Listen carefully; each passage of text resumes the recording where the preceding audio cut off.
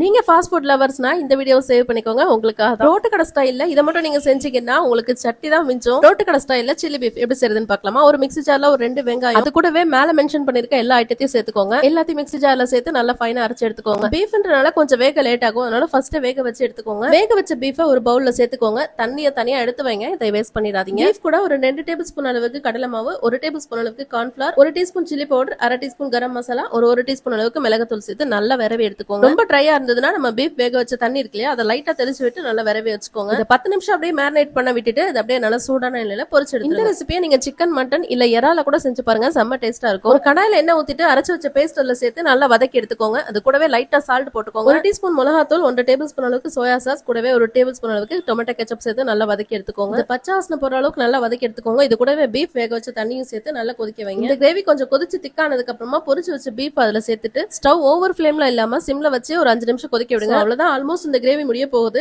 கடைசியா ஒரு பெரிய வெங்காயத்தை நல்லா பெரிய பெரிய பீஸா கட் பண்ணி சேர்த்து 2-3 பச்சை மிளகாவை நல்லா நீல வாக்குல கீரி சேர்த்திருக்கேன். கூடவே கருவேப்பிலையும் சேர்த்து நல்லா வதக்கி எடுத்துருங்க. அப்படியே மூடி வச்சு ஒரு 5 நிமிஷம் கழிச்சு சர்வ் பண்ணி பாருங்க, செம்ம சூப்பரா இருக்கும். அனுபவப்பட்டனால முன்னாடியே சொல்லிடுறேன், செய்யறவங்க கண்டிப்பா கொஞ்சம் எக்ஸ்ட்ராவா செஞ்சுக்கோங்க. இல்லனா எனக்கு இல்ல உனக்கு இல்லன்னு வீட்டுல சண்டையே நடக்கும். இந்த மாதிரி சில்லி பீஃப் சாப்பிட ரோட்டு கடைக்கு தான் போகணும்னு அவசியமே இல்லைங்க. கண்டிப்பா நீங்க வீட்டுல ட்ரை பண்ணி பார்த்துட்டு எப்படி இருக்குன்றத கமெண்ட்ல சொல்லுங்க. இந்த மாதிரி ஈஸியான ரெசிபிஸ்லாம் உங்களுக்கு வேணும்னா நம்ம சேனலை மறக்காம சப்ஸ்கிரைப் பண்ணிக்கோங்க. தேங்க்ஸ் ஃபார் வாட்சிங்.